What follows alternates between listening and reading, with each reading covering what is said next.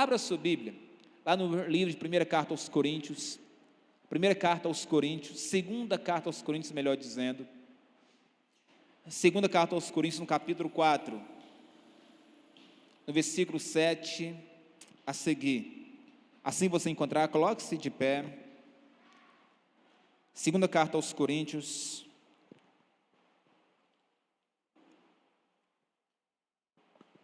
capítulo 4, a partir do versículo 7. Amém? Você está em casa, faça da mesma forma. O texto fala assim, segunda carta aos Coríntios, no capítulo 4, no versículo 7 a seguir.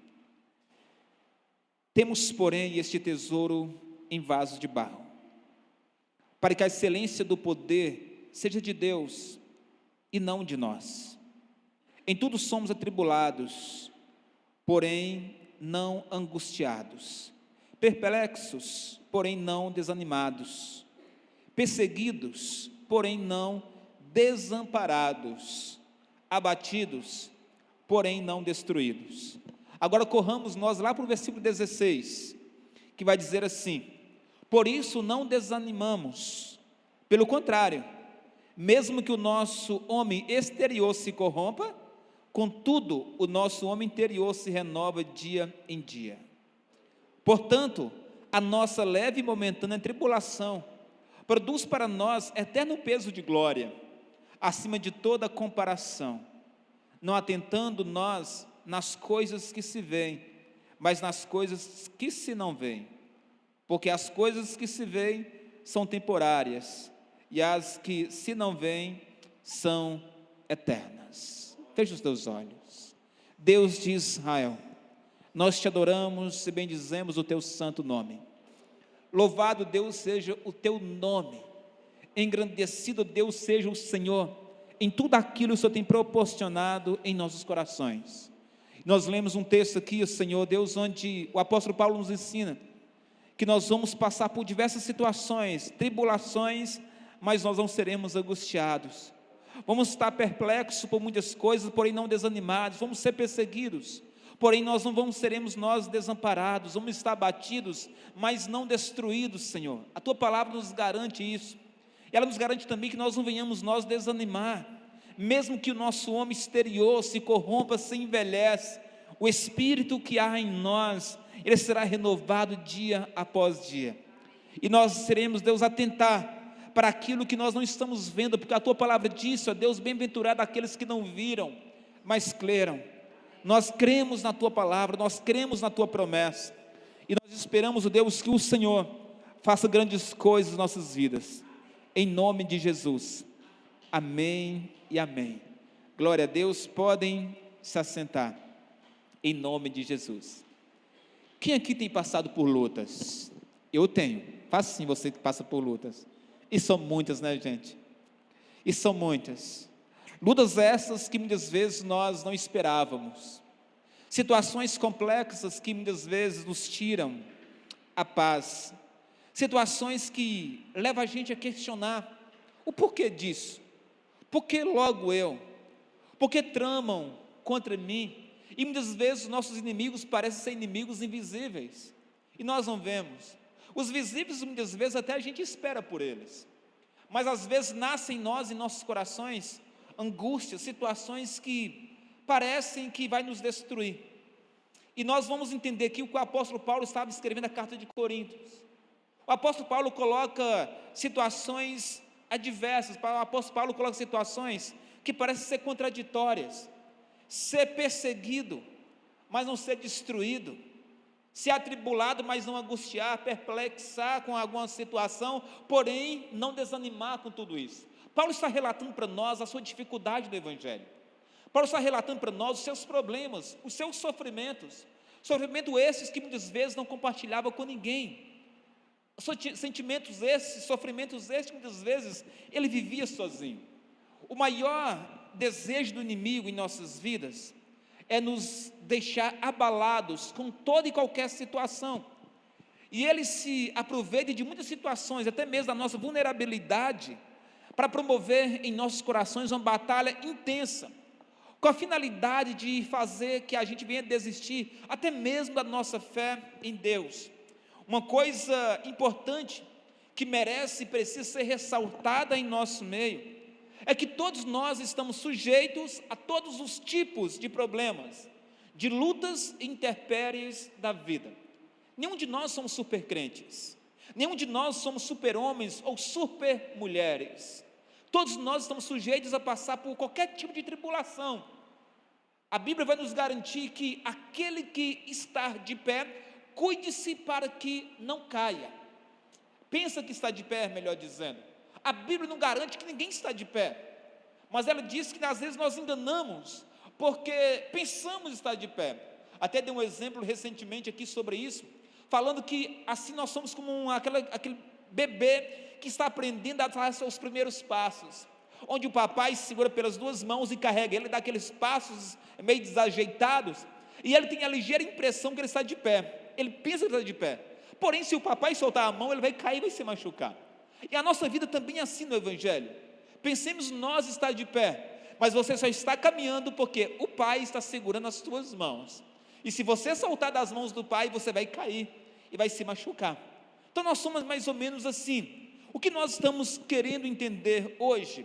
Nós estamos em um mundo caído, onde a Bíblia diz que ele jaz no maligno. Isso significa que o maligno, ele está encontrando brecha, buscando brechas para invadir a nossa alma, para invadir a nossa vida, para entrar em nosso lar e destruir a nossa família. Porém, o que nós apreciamos dentro das Escrituras é que Deus, ele não nos desampara. Em momento nenhum nós vamos ser desamparados. As suas promessas são sementes que nunca irão morrer no coração daqueles que creem no Senhor, que creem nele. São sementes que vão nascer, são sementes que irão brotar em nós, e por causa da sua misericórdia, ele não permite que nós venhamos passar por lutas maiores do que nós possamos suportar. Tudo aquilo que você está vivendo, você pode suportar no Senhor. O apóstolo Paulo disse algo interessante no versículo 7, ele vai dizer assim: olha, temos porém este tesouro em vaso de barro, para que a excelência do poder seja de Deus e não de nós.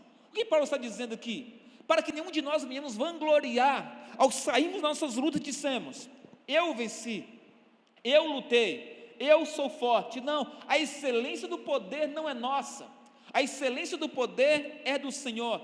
Nós somos apenas um vaso. O homem é apenas um vaso de barro frágil, quebradiço e barato, por sinal. O seu valor, ele não é essencial para segurar todas as ondas que vêm sobre ele, todas as intempéries que vêm sobre ele. Mas dentro deste vaso, conforme o texto disse, existe um tesouro inestimável, de inestimável valor. Esse tesouro, o que é isso? É o Evangelho. O Evangelho precioso. O vaso, ele é perecível, mas o Evangelho, ele nunca perece. O vaso, ele é frágil, mas o Evangelho, ele é poderoso, algo que está dentro de nós. O vaso, ele não tem beleza em si mesmo, mas o Evangelho traz o fulgor da glória de Deus na face de Cristo, para que nós venhamos brilhar a luz do Senhor.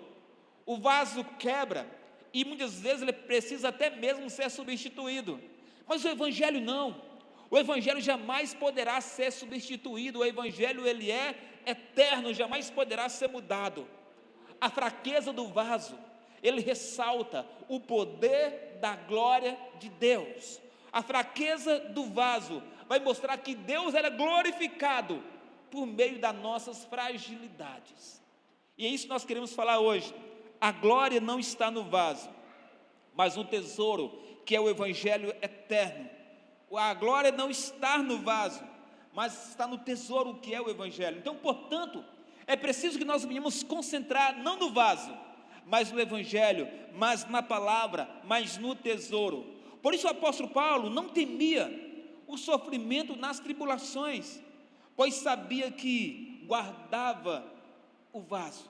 Deus estava guardando o vaso. Ele sabia que Deus estava preocupado com o vaso.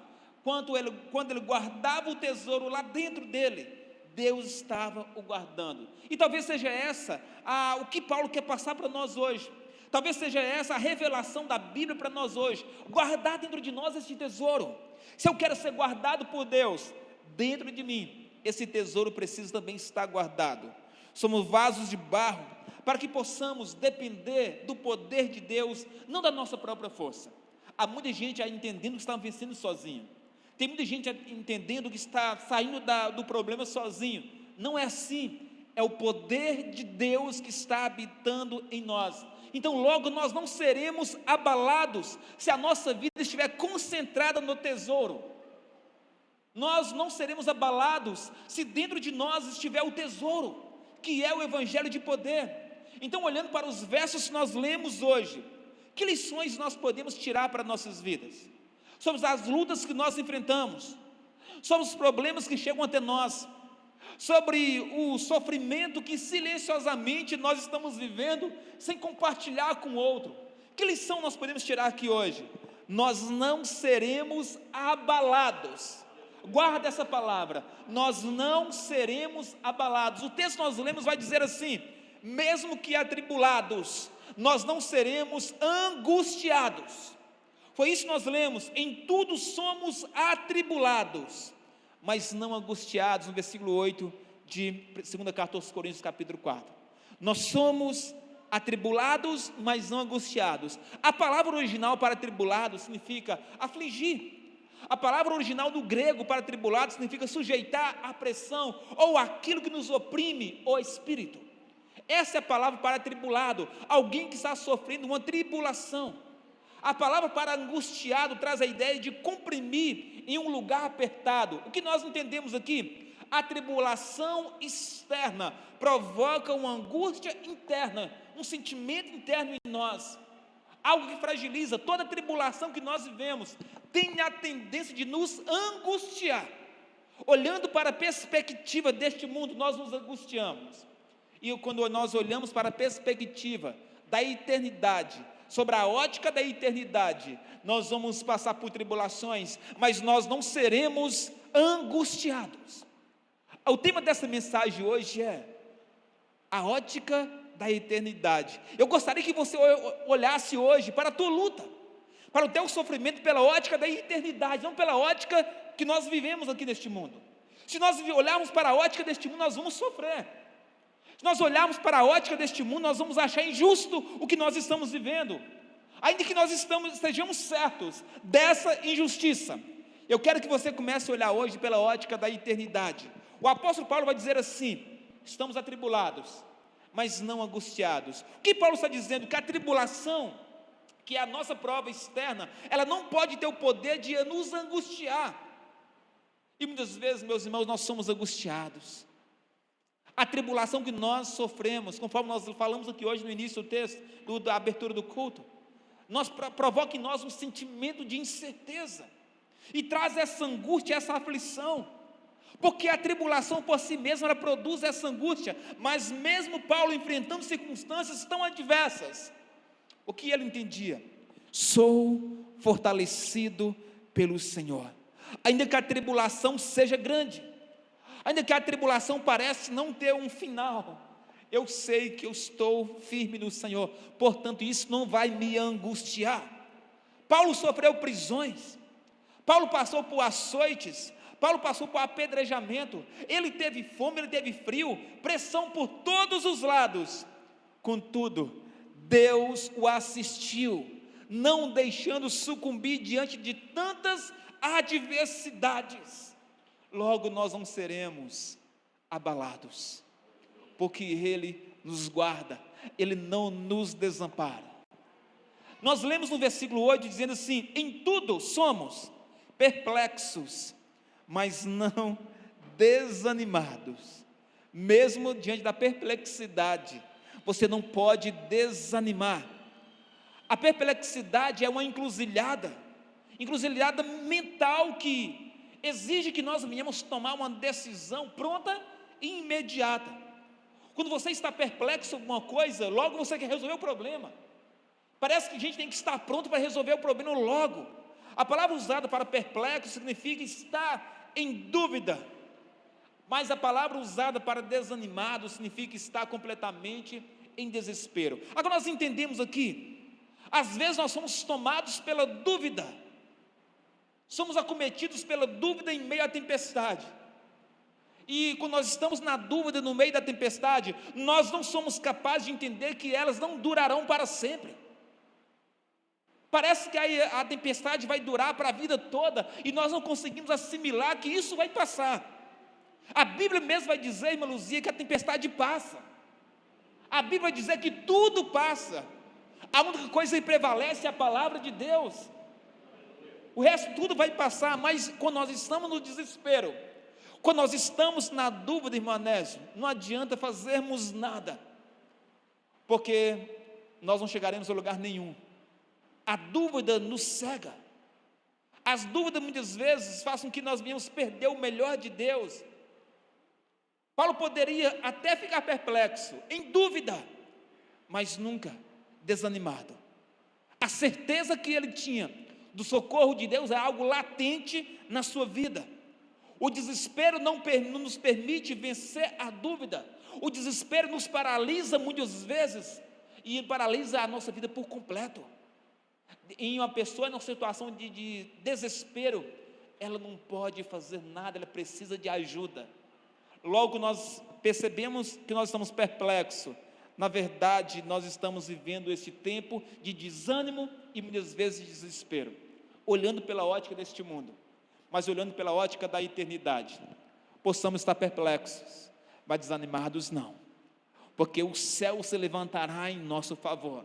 O Senhor dá ordem aos seus anjos para levantar em nosso favor. Nós estamos perplexos com tudo que está acontecendo, mas nós não desanimamos. Nós temos uma esperança. A nossa esperança é Cristo.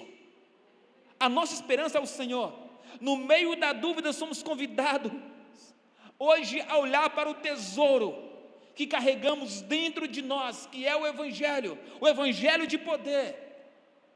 O Evangelho que é o poder de Deus, e Ele nunca vai nos deixar desanimar nessa jornada dessa vida. Guarda no teu coração, não seremos nós abalados, mesmo que perseguidos, nós não estamos desamparados. Você pode ser perseguido, e essa perseguição não é concernente apenas à tua vida cristã. Essa perseguição, muitas vezes, ela vem no labor da vida diária, de alguém apontar você, de alguém querer pisar no teu calo, de alguém apontar dizendo que você falou e você não falou, de alguém querer falar que você é uma coisa sem conhecer a sua essência. E essas perseguições, elas vêm.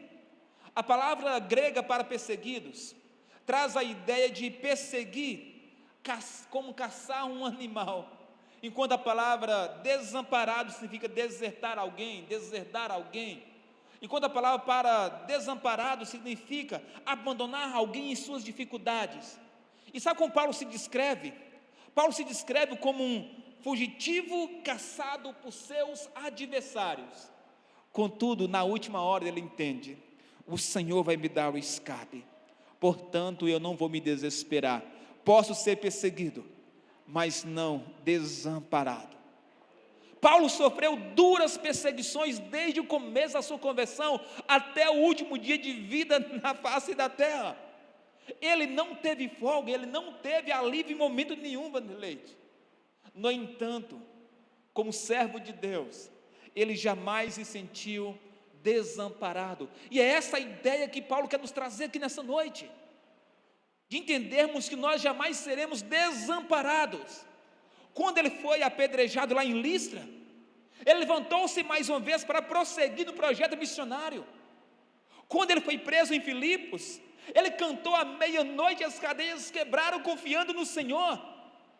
Quando ele foi preso lá em Jerusalém, ele testemunhou diante do Sinédrio o poder de Deus na sua vida.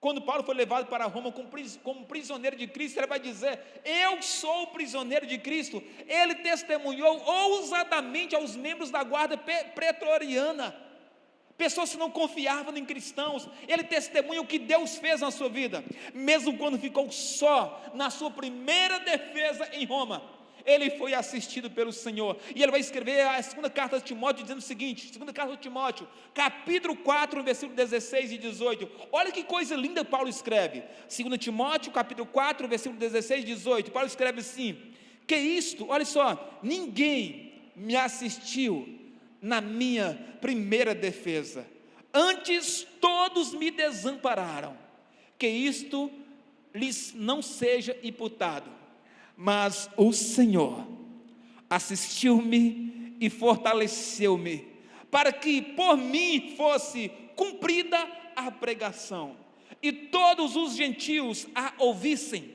Fiquei livre da boca do leão, e o Senhor me livrará de toda má obra, e guardar-me-á para que o seu reino celestial, a quem seja a glória para todos sempre.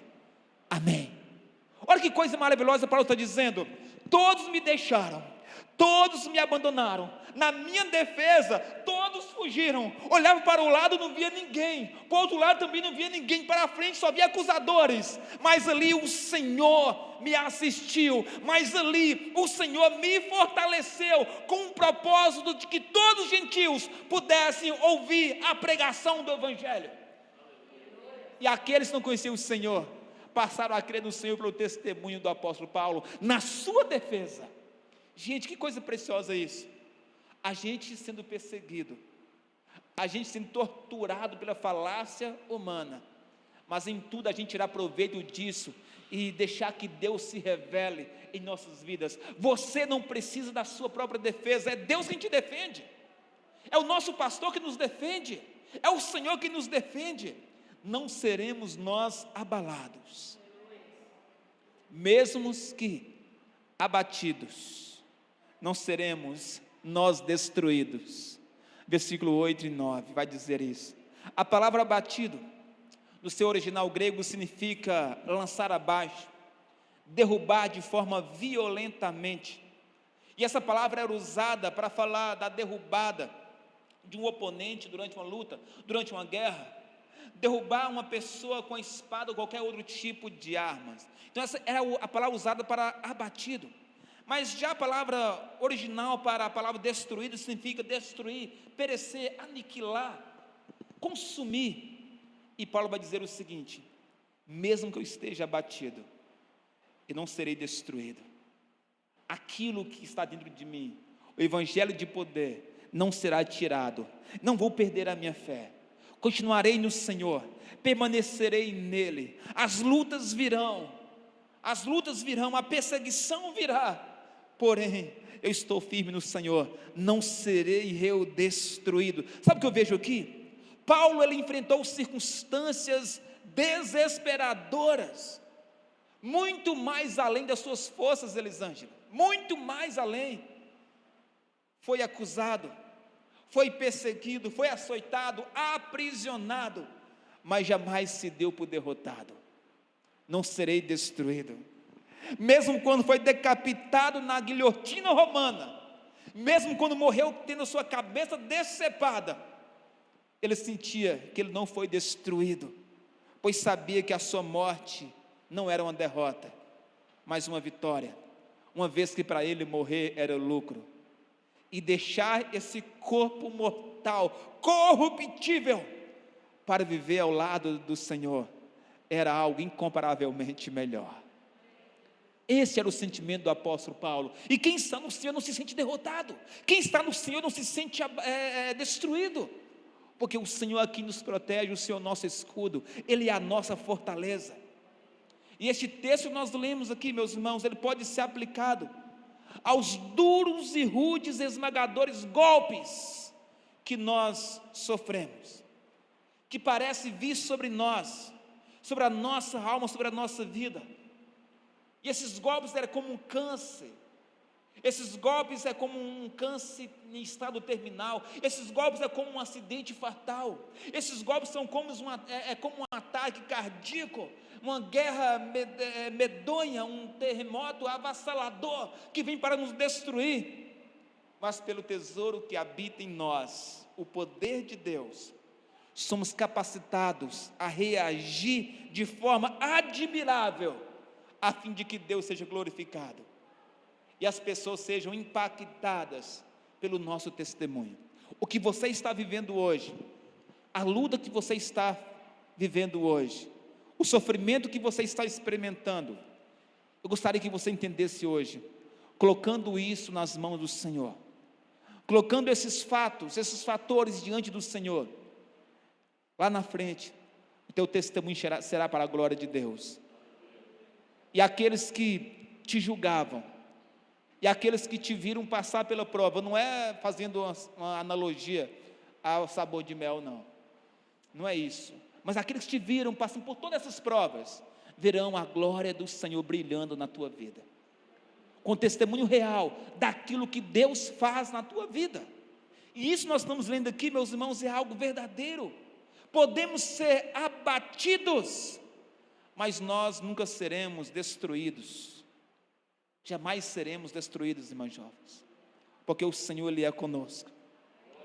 Nos últimos versos nós lemos, a partir do versículo 16, no começo dessa mensagem, o apóstolo Paulo disse que nós não precisamos desanimar, porque embora as aflições afetem este corpo, que é corruptível, ele vai dentro de nós nos mostrar que o Espírito se renova.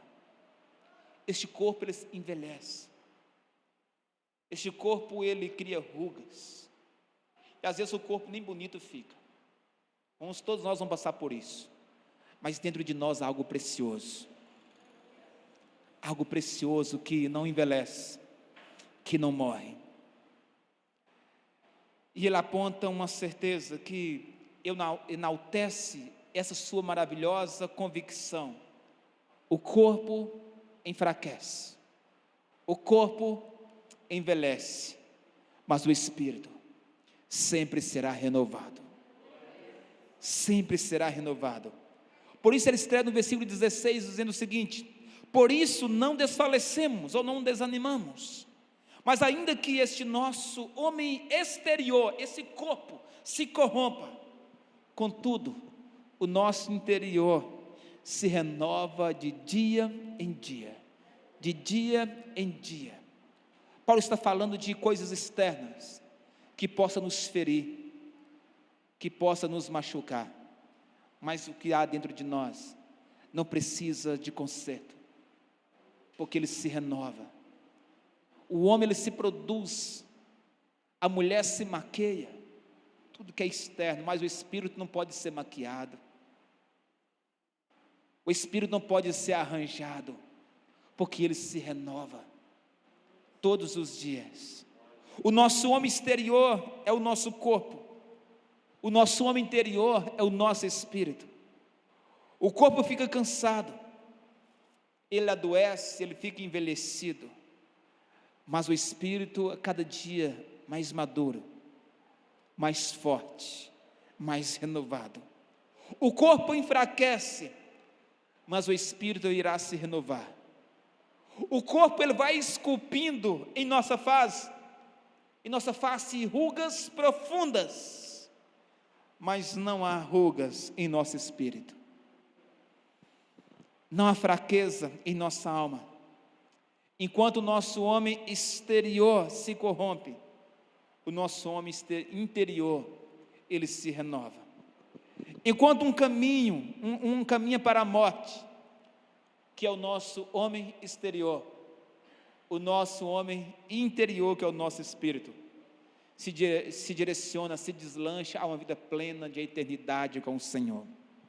Não seremos nós abalados, porque mesmo com o nosso corpo fraco, temos a certeza que o nosso espírito se renova dia após dia. Um famoso teólogo lhe disse algo precioso, diz assim: os mesmos sofrimentos que podem debilitar o corpo do homem, fortalece as fibras da alma do homem. Que coisa preciosa isso. Ainda que nós estejamos vivendo um presente doloroso, pela ótica da eternidade, teremos um futuro glorioso. Teremos um futuro glorioso. E no versículo 17, o apóstolo Paulo diz assim: porque a nossa leve e momentânea tribulação produz para nós um peso eterno de glória, muito excelente. Que coisa preciosa isso, gente. As aflições, elas são pesadas e contínuas, mas vistas sobre a perspectiva da eternidade, elas são leves e momentâneas. Vistas pela ótica da eternidade, elas são leves e momentâneas, irão passar, mas o nosso futuro glorioso será eterno com o Senhor. Na verdade, as aflições deste tempo presente, elas antecedem a glória que o Senhor já preparou para nós, porque nem olhos viram, nem ouvidos ouviram, nem jamais penetrou no coração do homem o que Deus tem preparado para aqueles que o amam. Neste tempo vai haver choros, Luciene, vai haver dores, mas logo mais Deus enxugará dos nossos olhos toda lágrima. Toda lágrima. Agora neste tempo, irmã Conceição, a dor esmaga o nosso corpo, mas logo logo o nosso peito será transformado pelo Senhor. Não haverá mais dor, não haverá mais choro, a dor será consumida. Agora nós gememos o peso da tribulação, mas logo mais nós entraremos no gozo eterno do Senhor, e o Senhor fará uma chamada definitiva ao seu povo: vinde, ó bendito do meu Pai, entre no gozo do teu Senhor. Glória a Deus. Haverá uma chamada definitiva, onde nossos olhos não estarão mais lacrimejados, onde nosso coração não terá mais dores, onde as aflições não irão nos acompanhar, porque nós estaremos vivendo um futuro glorioso na presença do Eterno. Por mais que a tribulação seja pesada e constante, mas posta sobre a ótica da eternidade, torna-se leve e momentânea, algo passageiro, e essa glória supera todo o sofrimento do presente. Pastor, estou passando por momentos difíceis, tribulações, sofrimentos, angústias, isso é passageiro. Vamos começar a olhar pela ótica da eternidade. Tudo isso vai passar, e você vai usufruir daquilo que Deus tem para a sua vida. Deus não desperdiça nenhum sofrimento na vida dos seus filhos. Ele nunca fica em dívida com ninguém. As aflições que o apóstolo Paulo estava enfrentando eram leves e momentâneas, mas ele as viu dessa maneira: não seremos abalados, ainda que este presente seja doloroso, porque temos a certeza que o nosso futuro será glorioso no Senhor.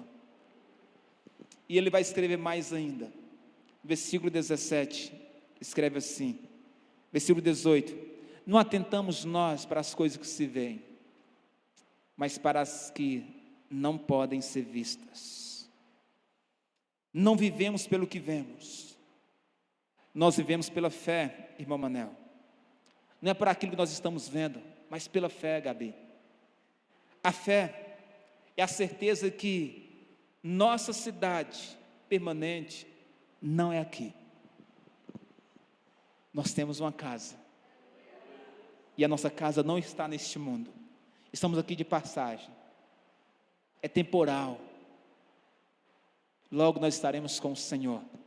A fé é a convicção que a nossa pátria não é aqui.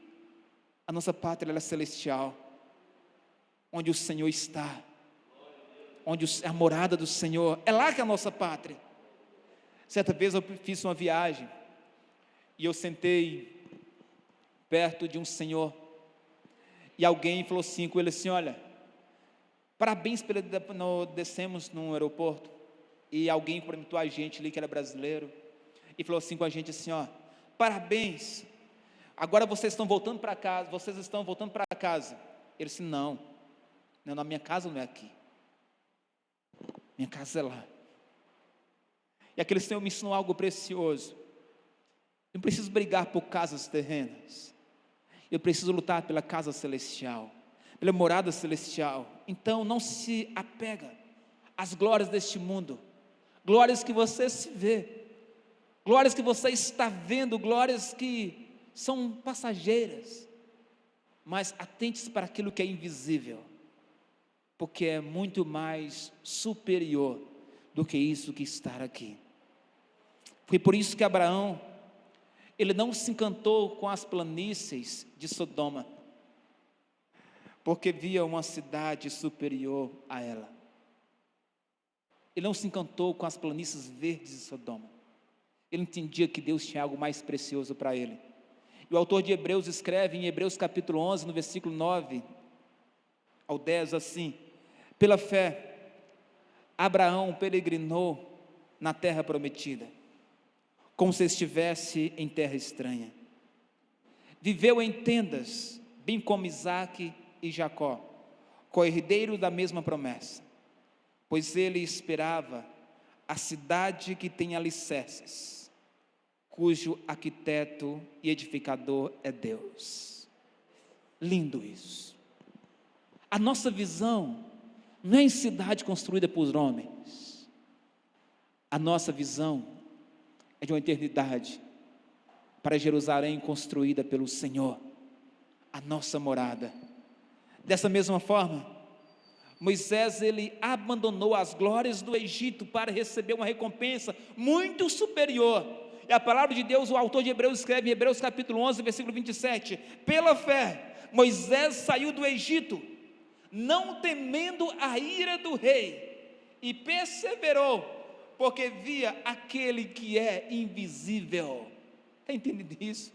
Ele não temeu o rei que era visível, que ele podia ver, que poderia atacá-lo com espada, mas os seus olhos estavam fixados naquele que era invisível, o Senhor. O Senhor. E diante de um mar revolto, de montanhas estarrecedoras, um exército inimigo vindo atrás, ele olhava para aquele que é invisível, e aquele que é invisível, o Senhor, abre o mar, para que eles pudessem passar e serem salvos. Não seremos nós abalados, não seremos, quando nós trocarmos as coisas visíveis e temporais deste mundo, pelas coisas invisíveis e eternas, coisas essas que Deus preparou para nós. Isso só pode acontecer pela fé. Eu quero convidar o pessoal do louvor aqui à frente. Nós não seremos abalados. E a pergunta que eu faço para você hoje é: quais são as coisas que têm abalado a sua vida aqui nessa terra? Não precisa me responder, você que está aqui, você está na sua casa. O que tem abalado você? O que tem abalado a sua vida? O que está mexendo com as suas estruturas, as estruturas do teu viver? Eu quero que você entenda que Deus está neste lugar nessa noite. Você pode se colocar de pé?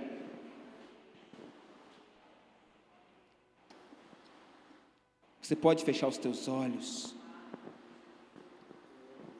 Deus quer falar com você. O que está trabalhando para perturbar você? Deus está aqui nessa noite para te dizer: olha, você não precisa ficar abalado. Eu estou cuidando de você. Sabe o que Deus está falando para você aqui hoje? Você é o meu vaso de barro. Continue guardando meu tesouro, para que o meu poder aperfeiçoe na sua fraqueza. O Senhor está dizendo para você que hoje, se você estiver atribulado, não precisa ficar angustiado. Estou cuidando de tudo. Se você estiver perplexo, em dúvida, não precisa ficar desanimado. Eu estou cuidando de tudo. Se você estiver sendo perseguido, saiba que você nunca vai estar desamparado. Eu vou assistir você, eu vou fortalecer você.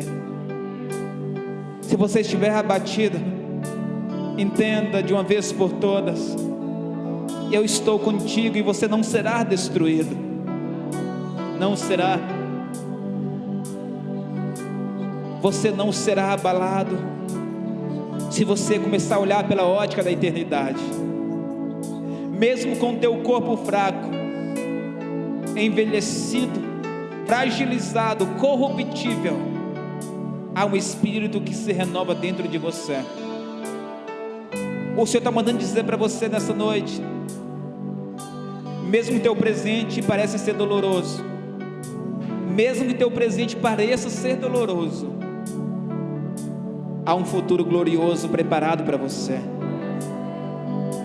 As coisas visíveis e temporais que se acabam, tire os teus olhos dela, mas pela fé enxergue as coisas visíveis e eternas que o Senhor preparou para você e sua casa.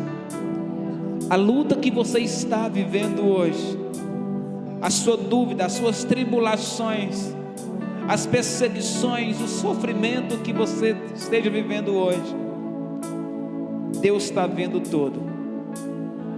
Você não está desamparado, você não está desamparado.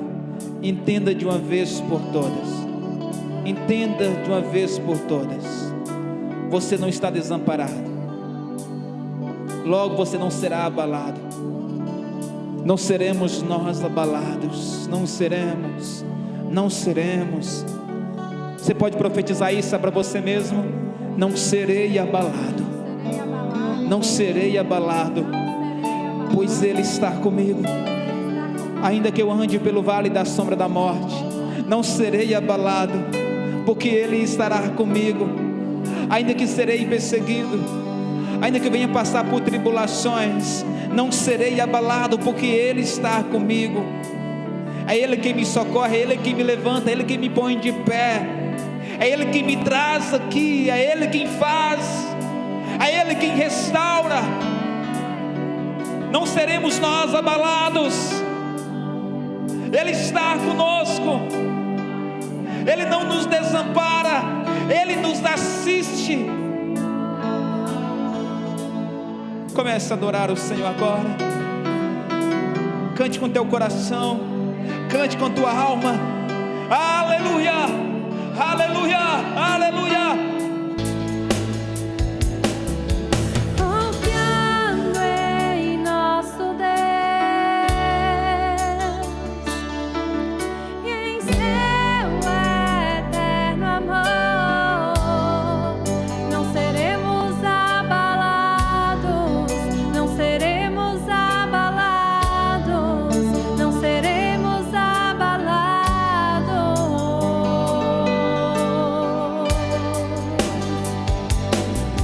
Confiando em nosso Deus e em seu eterno amor, não seremos abalados, não seremos abalados, não seremos abalados. Aleluia. Na batalha permaneceremos em fé. Sim, Deus. Se exércitos se erguerem contra nós, não seremos abalados, não seremos abalados, não seremos abalados.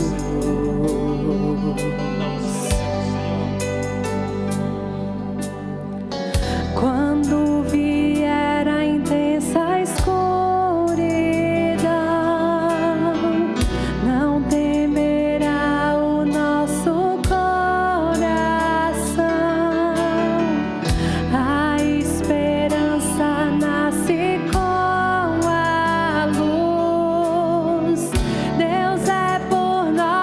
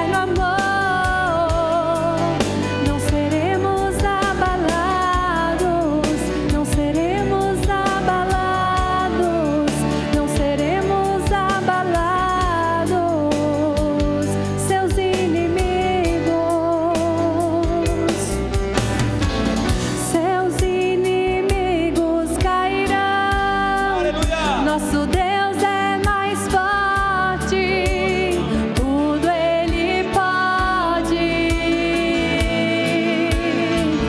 Mais alto nome não há. Jesus é grandioso, tudo Ele pode. Seus inimigos cairão. Nosso Deus é mais forte, tudo Ele pode. Mais alto nome não há. Jesus é grandioso, tudo Ele pode.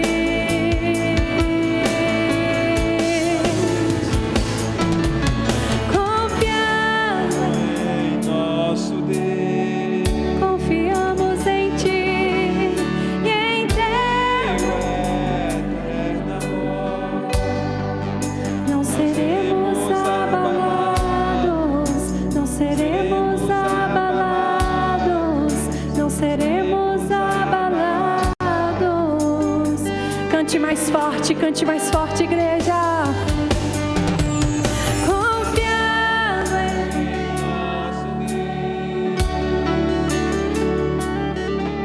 em seu eterno amor, não seremos abalados, não seremos abalados, não seremos abalados.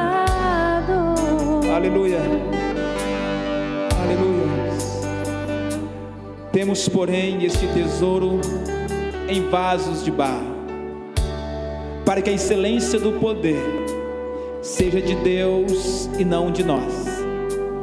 Em tudo somos atribulados, porém não angustiados, perplexos, porém não desanimados, perseguidos, porém não desamparados, abatidos, porém não destruídos. O nosso Deus nos fortalece. E sabe como você pode viver tudo isso? Quando você começar a confiar neste Deus.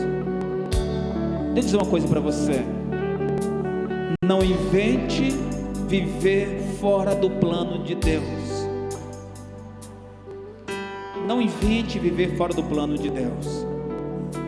Se você quer que a sua vida seja guardada, se você quer que esse tesouro precioso permaneça dentro de você sendo vaso, mantenha-se no propósito que Deus tem para a sua vida. Não saia da presença dEle. Não tente fazer nada que não tenha aprovação de Deus. Se você quer ser guardado, se você não quer ser abalado, não viva fora do propósito. Porque quando você viver o propósito dentro da vontade dEle, Ele cumpre com a sua palavra. Muitas vezes o povo de Israel pereceu porque Deus dizia: se vocês me obedecerem, eu serei com vocês. Mas se vocês me traírem, se vocês me deixarem, se vocês buscarem recursos fora de mim, se vocês fizerem aquilo que eu não ordenei, que eu não mandei, eu arranco vocês daqui. Eu levo vocês para uma terra de sofrimento. E muitas vezes foi preciso que isso acontecesse. Antes que você seja levado para uma terra de sofrimento, faça a vontade dEle, viva para Ele, se apegue nele. O tempo dEle chegará na tua vida, o tempo do Senhor. Não há necessidade de querermos fazer algo fora do plano de Deus, avançarmos no plano. Não há necessidade disso. Eu quero orar por você. Deus, em nome de Jesus, Quantas tribulações nós vivemos, passamos por momentos perplexos, somos perseguidos, somos abatidos, mas o Senhor não nos desampara,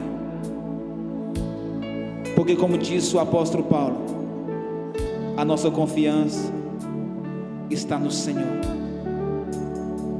Não seremos nós abalados, porque o Senhor é conosco em todo o tempo, e a tua graça nos é suficiente, nos é suficiente. Obrigado, Jesus, por este tempo precioso que passamos aqui. Vamos retornar para nossas casas agora. Que a tua bênção nos acompanhe, que aí possamos sair daqui hoje, Senhor, na certeza que não seremos nós abalados, porque o Senhor está conosco. Que o Senhor te abençoe e te guarde. Que o Senhor faça resplandecer o rosto sobre ti e tenha misericórdia de ti. Que o Senhor sobre ti levante o rosto e te dê a paz. Que a graça do nosso Senhor e Salvador Jesus o Cristo, que o amor de Deus, o nosso Pai, e as doces consolações do Espírito Santo sejam cada um daqueles que estavam assistindo este culto com as vossas famílias, sejam cada um de vocês que estão aqui hoje, em nome de Jesus. Amém e amém. Deus os abençoe, em nome de Jesus.